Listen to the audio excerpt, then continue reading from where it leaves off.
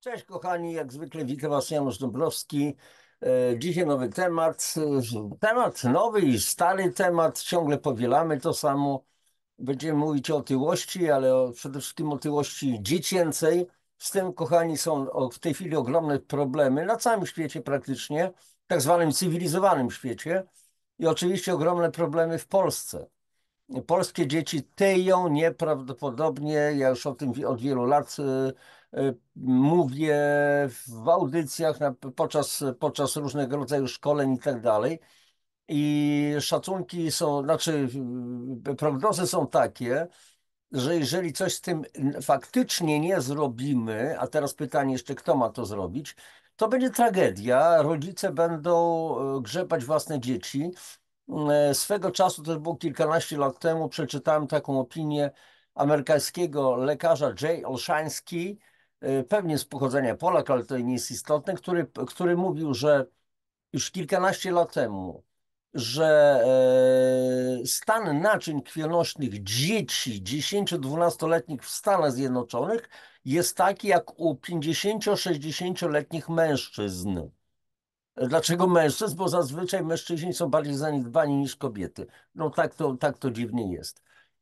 I teraz ta tendencja, ta moda głupia na te fast foody, na te McDonald'sy, na te Coca-Colę i tak dalej, po prostu na jedzenie, a nie odżywianie, to przeszło wszystko z zachodu. Fast food, fast fun, fast sex. Seks dla dorosłych oczywiście, czyli szybkie żarcie, szybka zabawa i tak dalej, i tak dalej. Telefony, zabawki i tak to jest, tak jak tutaj właśnie na ilustracji, że dziecko się pasie się. Rodzice z różnych względów kompletnie nie dbają, ale słuchajcie, to już nie jest wynik nawet tego, że rodzice nie mają czasu czy coś w tym rodzaju, tylko po prostu jedynie mają dzieci, tylko posiadają dzieci, ale się kompletnie nimi nie zajmują. Kompletnie mam wrażenie, że społeczeństwo dzisiaj w ogromnej swojej masie na zasadzie zasady Pareto, na zasadzie zasady Pareto 20 na 80, 80% tego społeczeństwa to jest społeczeństwo, mam wrażenie, odmurzone totalnie, gdzie w jednej z audycji mówiłem, że obserwowałem ostatnio w Kauflandzie, robiłem jakieś drobne zakupy, po prostu przyprawy sobie kupowałem do moich herbatek i tak dalej. Potrzebny był mi kardamon i obserwowałem parę 40-paroletnich ludzi, którzy kupowali i robili zakupy. Ponad 1500 zł zapłacili, bo stali przede mną. Potwornie wypchany wózek. Tam potężna zgrzewka Coca-Coli, te wiecie, te duże takie butle, plus po kilkanaście zupek, te makarony jakieś takie zawijane, to był barszcz, zupa pomidorowa, coś tam jeszcze. Przecież to jest, przepraszam za wyrażenie, ale to jest chłam żywieniowy. To są śmieci. To jest tak zwany, to już nawet nie jest fast food, to jest junk food, czyli śmieciowe, totalnie śmierciowe żarcie, albo jak niektórzy Amerykanie nazywają death food, śmiertelne żarcie. Żarcie śmierci, tak prawdę mówiąc. I słuchajcie, dzisiaj chciałbym na ten temat coś, nie coś, bo naprawdę sytuacja jest bardzo poważna, trzeba coś z tym po prostu robić, ale wszystko ma się zacząć od rodzin, tak prawdę mówiąc. Już nie mówię o szkołach, na które się zwala, nauczyciele, którzy sami jedzą to samo często, podobne posiłki i tak dalej. I oczywiście ja od wielu lat o tym mówię, piszę, między innymi tu ciągle powtarzam, w kolejnych audycjach będę to pokazywał, czego mogłeś jeszcze nie wiedzieć o zakwaszeniu organizmu i skutecznym odchudzaniu, bo jedno z drugim się łączy. Mówiłem o tym, że do mojego sklepu znajdziecie adres www.januszdabrowski.pl. Wstawiłem paski do pomiaru pH porannego moczu. Wiecie, co o tym, co z tym zrobić, w ogromnej większości z Was. Natomiast tutaj w tej książce też wyjaśniam, w jaki sposób dokonywać pomiaru porannego moczu, jakie powinny być wskazania fizjologiczne, prawidłowy poziom pH moczu fizjologiczny, a nie statystyczny i tak dalej, więc Razem w tym zestawie jest po prostu trochę taniej w dodatku w stosunku do tego, że oddzielnie można po prostu to kupić. I teraz zabieramy się, kochani, za temat. Oczywiście z góry liczę na waszą aktywność, na wasze lajki, na wasze komentarze, na subskrypcje, na dzielenie się linkiem i do tej audycji ze swoimi bliskimi, znajomymi i tak dalej. Trzeba naprawdę bić w dzwony, bić na alarm, bo sytuacja jest nieszczególna. Posłuchajcie, posłużę się jak zwykle, jak często to bywa, artykułem.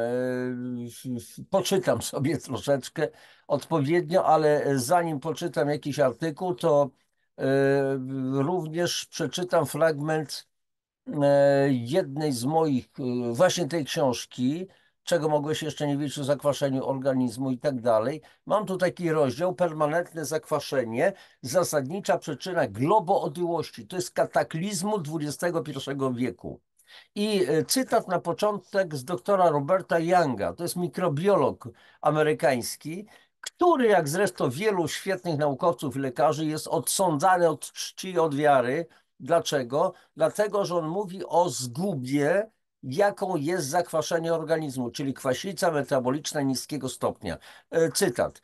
Jeżeli wszystkie kwasy wytworzone w ciągu dnia podczas trawienia, oddychania, metabolizmu oraz rozkładu komórek nie są wydalone po nocy, akumulują się dzień po dniu. Rezultatem jest stan nierównowagi, gdy ciało desperacko próbuje zachować alkaliczne pH płynów ustrojowych. Mam na myśli przestrzeni międzykomórkowych, czyli tych przestrzeni, w których pływają komórki, a więc próbuje zachować desperacko alkaliczne pH płynów ustrojowych na poziomie 7,365. To jest taka średniówka między 7,35, 7,45 zakwaszenie krwi, znaczy to jest pH, przepraszam, krwi, ale jednocześnie takie powinno być pH płynów ustrojowych. Nadbudowa kwasów postępująca dzień w dzień ma na każdego z nas różny wpływ w zależności od naszych genów, trybu życia oraz diety. Odkryłem, że kwasy osadzają się w najsłabszych częściach ciała, a jeżeli nie są eliminowane poprzez jelita, układ wydalniczy, płuca oraz skórę, mogą przekształcić się w tłuszcz i w tej postaci magazynować wokół bioder, ud, brzucha, w piersiach, a także w mózgu. Istnieje pewna dolna granica tego procesu, który w międzyczasie wywołuje wiele symptomów, a ostatecznie wszystkie choroby i dolegliwości. I kochani, ja w tej książce tutaj mam cytaty z wielu lekarzy, którzy mówią to samo: zakwaszenie jest niebezpieczne. A więc zakwaszenie sprzyja otyłości, co ma piernik do wiatraka. Widać jednak ma. Pisze, przyjrzyjmy się wspólnie problemowi. Na razie nie będę tego wykorzystywał, że tak powiem, ale nadwaga i otyłość to są choroby. To jest kilkadziesiąt po prostu chorób, w tym kilkadziesiąt nowotworów, a także złośliwych u kobiet: jajników, żołądka macicy, pęcherzyka żółciowego u mężczyzn, pęcherza moczowego, prostaty i jelita grubego. To jest ciągle fragment tej mojej właśnie publikacji. I oczywiście trzeba uznać, że nadwaga i otyłość nie jest tylko problemem kosmetycznym czy estetycznym. To jest bardzo poważne zagrożenie zdrowia i życia, ale kochani, mieliśmy mówić o otyłości dzieci i w związku z tym, kochani, będziemy o tym mówić. Jeszcze tylko jeden cytat z pani Magdaleny Gajdy, to jest społeczny rzecznik praw osób chorych na otyłość.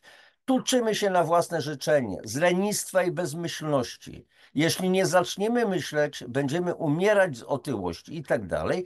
I oczywiście problemy z nadmierną masą ciała to nie jest tylko problem dorosłych, to jest problem dzieci. I okazuje się, że w Polsce w ciągu dekady 2003-2013 liczba dzieci z nadwagą podwoiła się. A nagrywam tę audycję w 2025 roku, więc upłynęły następne 12 lat, więc znowu następuje podwojenie, albo nawet więcej. Lekarze ostrzegają, że dzieciom z nadwagą grozi w wieku dorosłym wiele chorób, których dałoby się uniknąć dzięki profilaktyce i właściwemu odżywianiu. A polskie dzieci tyją najszybciej w Europie. Czy wiecie, kochani, że niektórzy zdesperowani rodzice otyłych nastolatków znaleźli cudowne rozwiązanie? Tym rozwiązaniem jest według nich liposukcja, czyli odsysanie tłuszczu. I tu cytat, świetny cytat. Liposukcja u dziecka? Pani się w głowę puknie. Zirytował się jeden lekarz i w zasadzie wyrzucił Agnieszkę z Julią za drzwi. Drugi zareagował podobnie, ale trzeci obejrzał Julię od stóp do głów, sprawdził, gdzie na brzuchu i pupie może odessać tłuszcz, po czym zaśpiewał za wszystko 17 000 złotych. Życie, życie, och ty życie, tak? Liposukcja to poważny zabieg służący modelowaniu sylwetki z rozmaitymi konsekwencjami, tłumaczy dr Joanna Kurmanow, znana chirurg plastyczna z Poznania, do której nieustannie trafiają błagalne listy o pomoc od zrozpaczonych nastolatek i ich rodziców. Wyjaśnia, gdy pojawia się u mnie dorosły pacjent, tłumaczę mu, że owszem, możemy odessać tłuszcz, na przykład z brzucha, ale jeśli nie będzie po operacji stosować diety i ruchu, otyłość znowu się pojawi, tylko w zaskakujących miejscach, a to może oznaczać w przyszłości deformację ciała.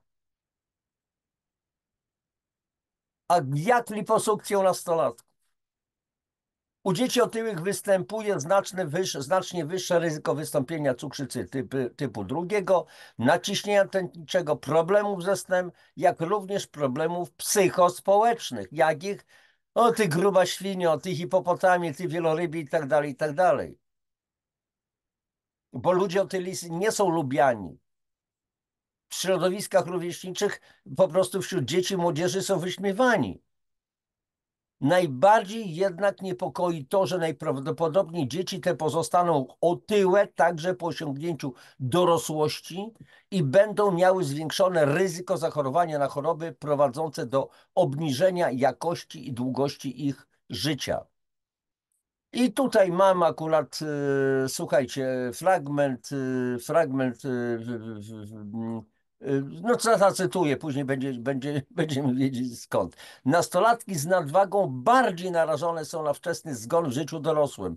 Ludzie, którzy mieli nadwagę w wieku 14-19 lat, w życiu dorosłym są bardziej narażeni na zgon z powodu wielu chorób przewlekłych. Wynika z norweskich badań, o których informuje pismo American Journal of Epidemiology.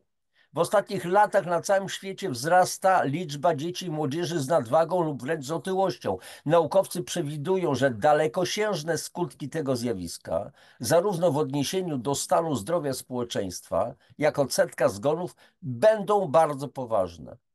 Niestety istnieje bardzo niewiele badań, które dostarczyłyby bezpośrednich dowodów na potwierdzenie tej teorii. Naukowcy z Norweskiego Instytutu Zdrowia Publicznego przeanalizowali dane, które ich placówka zebrała w latach 1963-75 w grupie 227 000 norweskich nastolatków, chłopców i dziewcząt, między 14 a 19 rokiem życia. Informacje dotyczyły wzrostu oraz masy ciała dzieci. Stan ich zdrowia śledzono w ciągu kolejnych 35 lat. W tym okresie odnotowano niemal 10 000 zgonów. Wyższy odsetek zgonów badacze stwierdzili wśród osób, które w nastoletnim wieku miały nadwagę. Były to przede wszystkim zgony z powodu schorzeń przewlekłych, takich jak zaburzenia hormonalne i metaboliczne, choroby serca, zwłaszcza choroba niedokrwienna, choroby układu oddechowego oraz rak okrężnicy. W grupie tej odnotowano również wiele zgonów nagłych.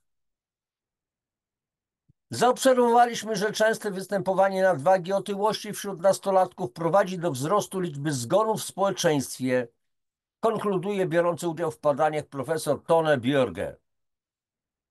Dalej cytat. Aż 20% przebadanych gimnazjalistów z Warszawy ma nadwagę i jest otyłych, a 7 na 10 trzynastolatków tak słabą kondycję, że wyzwaniem dla nich jest wejście na 4. piętro.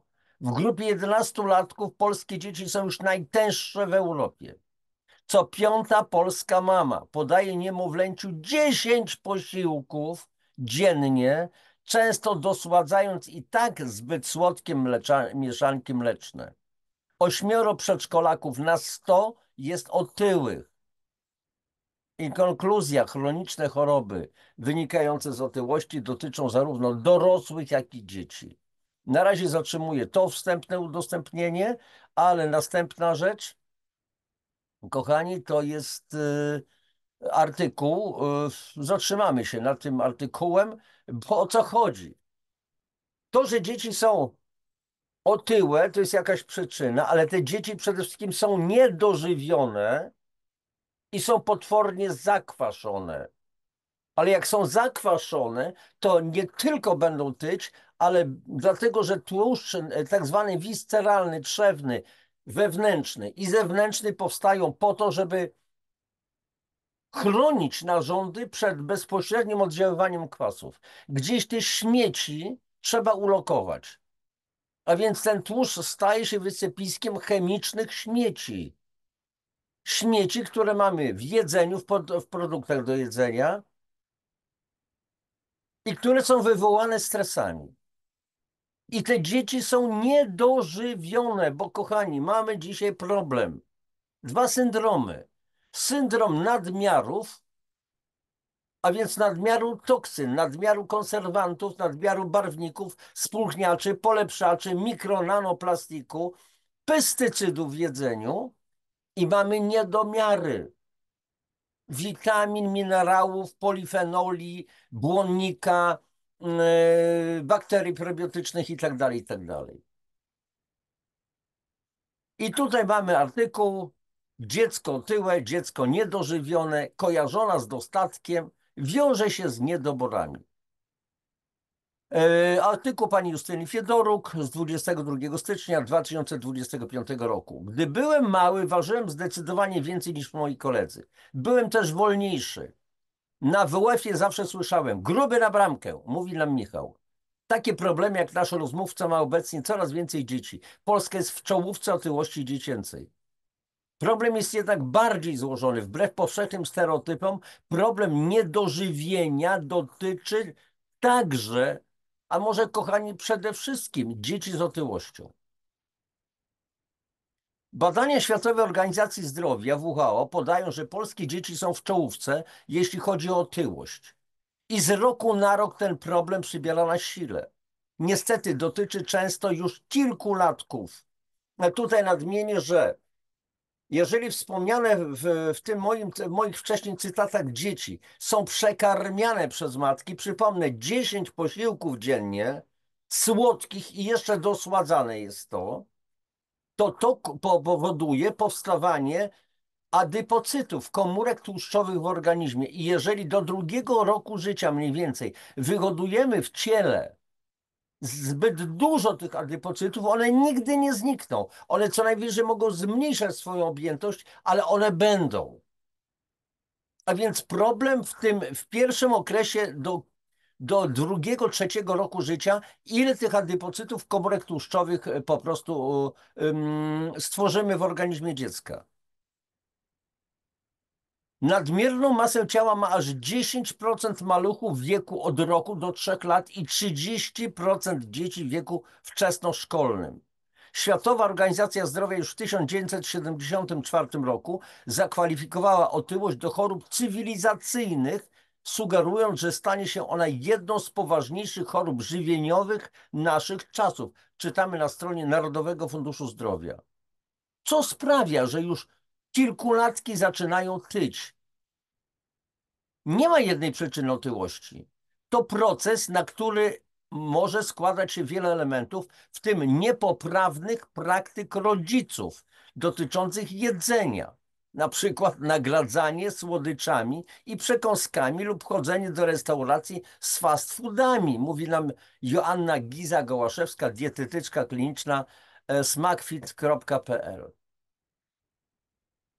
Nagle święto w rodzinie, że w niedzielę czy w sobotę rodzina idzie do McDonald'sa. No po prostu to się, słuchajcie, nie wiem jak to skomentować. Do złych rodzicielskich zwyczajów zaliczymy również kary w formie konfiskaty słodyczy, oglądania telewizji, przygrazanie przekąsek, jedzenie posiłków przy telewizorze, ekranie lub z telefonem, podawanie do picia kolorowych napojów i soku zamiast wody i wiele innych. Soków, które są dosładzane fruktozą, której organizm nie będzie w stanie przetrawić, bo jeżeli podajemy dziecku owoc, to tam oprócz cukru w postaci fruktozy i glukozy jest również błonnik, są witaminy, są minerały i tak dalej. Organizm wówczas tą fruktozą sobie poradzi. Ale jeżeli mamy tylko czystą fruktozę w soczkach, to sobie nie poradzi. Specjalistka zwraca też uwagę, że nadwadze i otyłości sprzyja zbyt mała aktywność fizyczna. Dzieci po powrocie ze szkół zamiast biegać po podwórku często siedzą w domu przed telewizorem lub komputerem i nie mają ochoty się ruszać, choć leży to przecież w dziecięcej naturze. I tutaj słuchajcie, problem jest straszny. W ostatnim swoim roku pracy zawodowej skończyłem Politechnikę, ale od razu byłem nauczycielem. Uczyłem mechanizacji rolnictwa, później przez wiele lat fizyki, a w ostatnim roku również WF-u miałem 12 godzin w szkole, w której pracowałem. Wcześniej byłem tam dyrektorem, a później zrezygnowałem z tej posady bardzo ważnej, istotnej, tego awansu zawodowego. Oczywiście ja ironizuję, bo to jest bardzo ciężka praca. Więc uczyłem WF-u i widziałem, jak ja wymagałem od tych dzieciaków. Ale jest sprawa taka, że ja razem z tymi dziećmi ćwiczyłem. Dawałem im popalić równo. Dzieci się próbowały buntować, ale ze mną nie było można się buntować.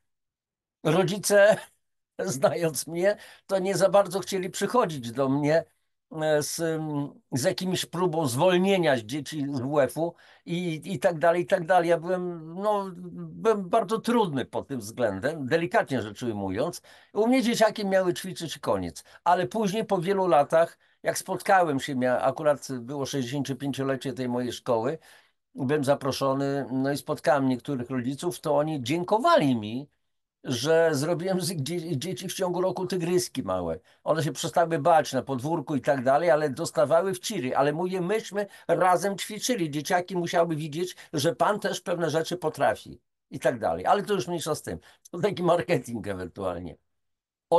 Osoby otyłe mogą być niedożywione. Powszechnie uważa się, że osoby otyłe są przejedzone, bo przecież jedzą za dużo. Nie utożsamia się ich z problemem niedożywienia. Niesłusznie. Otyłość, mimo że jest kojarzona z dostatkiem, paradoksalnie wiąże się często z niedożywieniem, czyli niedoborami różnych witamin i składników mineralnych w organizmie. I to jest absolutna prawda. Czy to się komuś podoba, czy się nie podoba, to jest prawda. Osoba otyła jest niedożywiona, ale osoby otyłe, dzięki celebrytom otyłym, usiłują dorabiać ideologię. Puszyste jest piękne, puszyste jest takie, a ja lubię własne ciałko. Ależ prawda, tylko zrozum, że nie jesteś człowieku zdrowy, że to będzie generować chorobę. To nie chodzi o twój wygląd, człowieku, w tym momencie, bo możesz sobie dorabiać ideologię. Są faceci, którzy lubią po prostu puszyste babki, kobiety. Owszem, ale jest takich niewielu. Ogromna większość rozgląda się raczej za smukłymi dziewczynami. Dlaczego nastolatki akurat dzisiaj mają z tym problem? Z wyglądem nie akceptują swojego wyglądu, bo są po prostu otyłe. Dlaczego? Dlaczego te matki w tym fragmencie, w tym cytacie mówimy, szukają liposukcji, odzesać tłuszcz? No przecież to jest głupota. Jeżeli nie zlikwiduje się, kochani, przyczyny, to ten tłuszcz znowu odrośnie, znowu powstanie, bo nie została zlikwidowana przyczyna. I taka matka, która ciągnie córkę do lekarza chirurgii plastycznej, no nie chce się wypowiadać o stanie jej umysłu, tak prawdę mówiąc, bo musiałbym bardzo ostro powiedzieć. I te niedobory, właśnie jak tutaj wyjaśnia nam pani Giza Gołaszewska, dieta bazująca na przetworzonych produktach, jak na przykład białe pieczywo, świństwo nad świństwami, kochani, soki, jogurty pitne, słodkie płatki śniadaniowe, wnosi dużo energii, kalorii, cukrów prostych, tłuszczów nasyconych, często więcej niż organizm potrzebuje, a nie dostarcza wystarczającej ilości między innymi witamin i składników mineralnych, które są niezbędne do neutralizacji toksyn w organizmie, które są niezbędne do prawidłowej pracy trzustki, która odgrywa ogromną rolę w trawieniu. Bo zobaczcie, co się dzieje. Usta. Tu zaczyna się już pierwszy proces trawienia. Między innymi węglowodanów. Później przełyk, te 50-60 centymetrów, żołądek, gdzie są trawione białka, zwierzęce, roślinne, długie łańcuchy białkowe są cięte przez kwas solny na krótkie łańcuchy, na aminokwasy. Później ta potwornie kwaśna papka wędruje do następnego miejsca, czyli do dwunastnicy. To jest początek jelita cienkiego. I żeby to jelito, bo żołądek jest chroniony przed własnym kwasem, ale żeby to jelito nie zostało spalone po prostu, nie doszło do samotrawienia okładzin po prostu, to trzustka podaje do dwunastnicy silnie zasadowe enzymy trzustkowe. Po pierwsze po to, żeby zneutralizować ten kwas żołądka, znaczy w tej papce bardzo kwaśnej, i po drugie, żeby rozpocząć trawienie przy pomocy silnie zasadowych enzymów, silnie zasadowych, czyli silnie alkalicznych. I jeżeli organizm nie ma zapasu minerałów, to z czego wytworzy te alkaliczne enzymy, silnie alkaliczne? Czyli w związku z tym nie będzie enzymów o odpowiednim składzie, w związku z tym pokarm nie będzie trawiony, więc dochodzi do permanentnej dyspepsji, czyli niestrawności, bo to nie będzie strawione. I ta papka cała trafia do jelita. W jelitach na każdym milimetrze kwadratowym kwateruje około 30-40 kosmków jelitowych, które, takie paluszki, które przez otworki mają zasycać te drobinki pokarmowe, ale te drobinki pokarmowe nie są drobinkami, tylko dużymi molekułami, bo nie zostały strawione. Więc ten pokarm nie będzie przyswajany, nie będzie wchłaniany. Czyli my jesteśmy głodni, organizm jest głodny, niech wychwytuje tego, co potrzeba, i jest głodny, i wtedy chcemy dalej jeść, dalej jeść, dalej jeść, dalej jeść i tak dalej. I to jest, jedną dziurką wchodzi, z przeproszeniem, i drugą wychodzi. Otyłość to nie jest problem estetyczny. Przyczyną otyłości są przede wszystkim niewłaściwa dieta, spożywanie wysokokalorycznych przekąsek, często zamiast normalnego posiłku, brak aktywności fizycznej, stres, który nas zalewa kortyzolem. Oczywiście, że stresy też są pozytywne, bo żeby nie stresy, to byśmy nie uciekli na przykład przed wilkiem w lesie albo przed dzikiem w lesie. Albo na ulicy byśmy nie uciekli przed jakimś łotrem, który nas usiłuje zaatakować. Stres pobudza do działania, ale my żyjemy w permanentnym stresie. Dalej. Oj, przepraszam bardzo, coś tutaj się stało. Przeskoczyłem, ale wrócimy. Sekundka, sekundka, sekundka. Jeszcze to za daleczko, za daleczko. O właśnie. Dalej. Niedobór snu i siedzący tryb życia. Warto podkreślić coś, co często umyka w społecznym dyskursie o otyłości, który opatrzony jest kolorowymi zdjęciami pięknych, wysportowanych ludzi, zestawianych w reklamach czy social mediach w kontekście z fotografiami ludzi grubych i smutnych. Nadmiar kilogramów to jednak nie tylko problem estetyczny, lecz także schorzenie, które wymaga leczenia. Nie wolno go bagatelizować. Jak mówi w E-dziecku Giza Gołaszewska, otyłość to wieloczynnikowa choroba, której konsekwencjami może być między innymi to, o czym ja już mówiłem wcześniej. Cukrzyca typu 2, naciśnienie, miażdżyca, nawet zmiany zwyrodnieniowe układu szkieletowego wynikające z przeciążenia. Bo dziecko zamiast nosić siebie, ten szkielet dziecka, zamiast nosić siebie, to nosi półtora siebie albo 2 razy siebie, tak jak ludzie dorośli.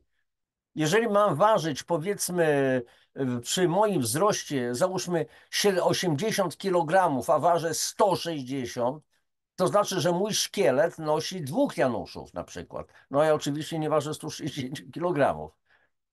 Układ krwionośny musi zaopatrzyć to całe ciało w tlen, w krew, składniki odżywcze i tak dalej.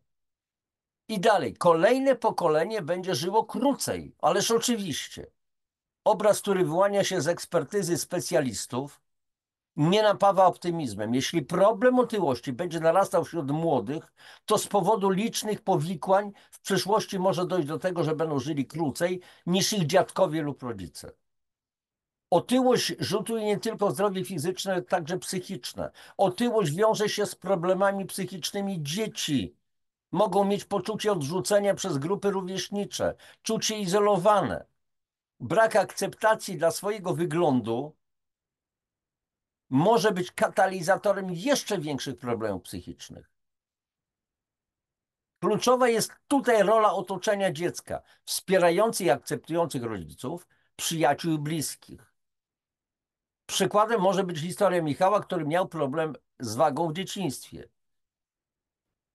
Gdy byłem mały, ważyłem zdecydowanie więcej niż moi koledzy. Byłem też wolniejszy. Na WF-ie zawsze słyszałem: gruby na bramkę. Miałem ogromne kompleksy, nie wierzyłem w siebie.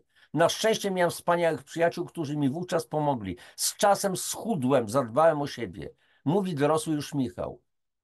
U mnie udało się bez pomocy specjalisty, ale nie każdy ma tyle siły. Moim zdaniem rodzic, który widzi u dziecka, że jest otyłe, izoluje się od innych, nie powinien tego bagatelizować, bo to może być bardzo niebezpieczne. Jak leczyć otyłość?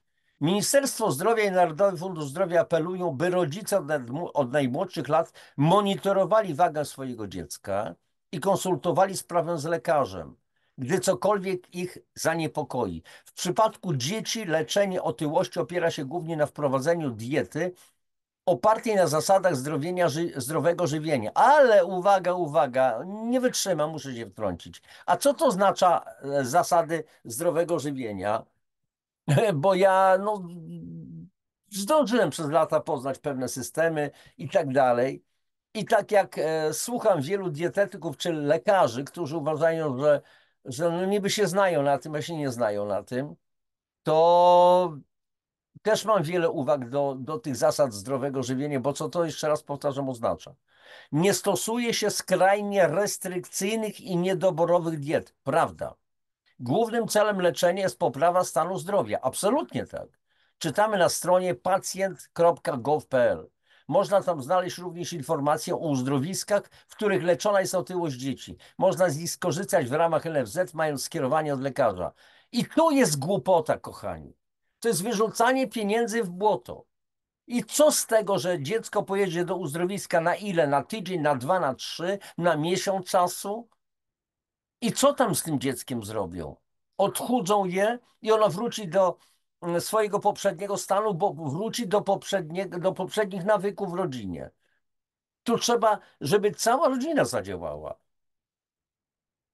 I nie wystarczy tylko jeść mniej kaloryczne posiłki. Trzeba oczyścić organizm z toksyn i dożywić komórki. Ja w opisie do tej audycji podam link do jednej z moich audycji na temat systemu, kompleksowego takiego systemu odchudzania, o zdrowego odchudzania, gdzie trzeba właśnie jeść i trzeba się odkwaszać. To jest w ogóle podstawowa. System opracowany zresztą przez czeskich lekarzy jeszcze w 2005 roku. On od 2012 roku i funkcjonuje w Polsce w oparciu o kapitalną suplementację, o sposób odżywiania i tak dalej, i tak dalej. I to można szybko załatwić, zwłaszcza u dziecka. Takie systemy funkcjonują, ale to trzeba wdrożyć w rodzinie. Zawsze jednak trzeba zapobiegać otyłości niż ją leczyć. Jest to choroba, która rozwija się powoli, więc warto odpowiednio wcześnie przedsięwziąć różne działania profilaktyczne, takie jak spożywanie regularnych posiłków. 4-5 mniejszych. O, tu się nie zgodzę. A dlaczego 4-5 mniejszych? A nie wystarczą 2 posiłki, góra 3 posiłki w ciągu dnia? Warto zastosować, słuchajcie, okno żywieniowe. Oczywiście, jeżeli dziecko idzie do szkoły, okno żywieniowe polega na tym, że na przykład je się w ciągu 8 godzin doby, a w ciągu 16 nie. A więc w przypadku dorosłych dobrze byłoby na przykład posiłek pierwszy zjeść o godzinie na przykład 10 i ostatni zjeść o godzinie na przykład 18 i później nie jeść. Ja wiem, że szkoła i tak dalej, ale można to wszystko dograć. Ale posiłki w spokojnej atmosferze, przestrzeganie zaleconych zasad żywienia, informowanie o nich nauczycieli lub opiekunów. Czy to coś da, poinformowanie o nich nauczycieli, opiekunów? Nie wiem. Jedzenie dużo warzyw i owoców. Zgadza się, ale mniej owoców. Odpowiednia ilość snu, to jest podstawowa rzecz. Unikanie zajadania problemów i stresu słodyczami, ale to jest nagminne. Unikanie podjadania między posiłkami, się coś tam chwyta. I oczywiście codzienna aktywność. I to byłoby na tyle, kochani. Wszystko. Jak widzimy, słuchajcie, jest naprawdę bardzo poważny problem i z tym problemem musimy się zmierzyć. I koniec. To jest podstawowa rzecz. Trzeba wspólnie coś zrobić i w związku z tym ciągle to powtarzam, że musimy zmienić swoją, znaczy musimy. Niczego nie musimy. Potrzebujemy zmienić naszą świadomość. Żeby zmienić naszą świadomość, to trzeba mieć wiedzę. Ale wiedza teoretyczna to jest mało, bo jeżeli z zasad wiedzy teoretycznej, znaczy z zasad, które poznajemy, nie zastosujemy w praktyce, to z tego nic nie będzie oczywiście. A więc słuchajcie, kochani, jeszcze może coś tutaj ciekawego znajdę. Ostatnie zdanie jakieś takie podsumowujące i to będzie wszystko. Posłuchajcie. No właśnie. Otyłość ma różne oblicza. Jedno zewnętrzne, widoczne, a drugie niewidoczne i właśnie dlatego stanowiące ukryte śmiertelne niebezpieczeństwo. O czym mówię? O tak zwanym tłuszczu wewnętrznym, inaczej trzewnym, inaczej visceralnym, który jest takim jakby śmietnikiem odpadów. Taką piwniczką, takim pawlaczem, gdzie się wyrzuca wszystkie śmieci, wysypiskiem miejskim śmieci i tak dalej. W tym i ta tkanka trzewna, tłuszczowa zaczyna działać po pewnym czasie jak narząd wydzielania wewnętrznego, taki dokrewny. Tam jest masa, zaczyna wytwarzać różnego rodzaju hormony. Między innymi w ciałach chłopców wytwarza żeńskie estrogeny i po pewnym czasie chłopcy mają piersi jak dziewczynki. I to jest po prostu problem. I to jest dzisiejszy nasz problem. Kochani, możemy się z tym problemem rozprawić, jeszcze raz powtarzam, zmieniając swoją świadomość i wdrażając pewne zasady. Jeżeli zechcecie, jeszcze raz powtórzę, link do mojej audycji na temat odchudzania, bardzo skutecznej i bezpiecznej metody, bardzo prostej, robionej w warunkach domowych, gdzie nie trzeba będzie na żadne wczasy odchudzające jeździć, wydawać 3,5 tysiąca złotych, wyda się mniej, bo trzeba będzie wydać na siebie, ale jeżeli wydacie nawet te 3,5 tysiąca złotych w przeciągu pół roku, to będzie wszystko. Ale to zmieni nawyki, staniecie się zdrowsi. Po prostu, bo wasze organizmy będą dożywione, wasze komórki będą dożywione i pozbędziecie się nadmiaru toksyn. To jest podstawowa sprawa. Człowiek zupełnie inaczej będzie później funkcjonował. Oczywiście to jest dla tych, którzy chcą, rzecz jasna, do niczego nikogo nie namawiam. Każdy ma własną świadomość. Kochani, to byłoby na tyle.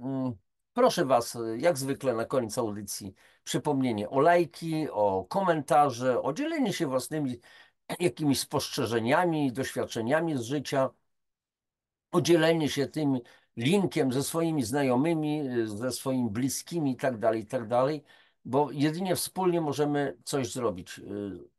Pojedynczo nic nie zrobimy. Koniec, kropka. Wszystkiego najlepszego Wam. To packi. Do następnego zobaczenia.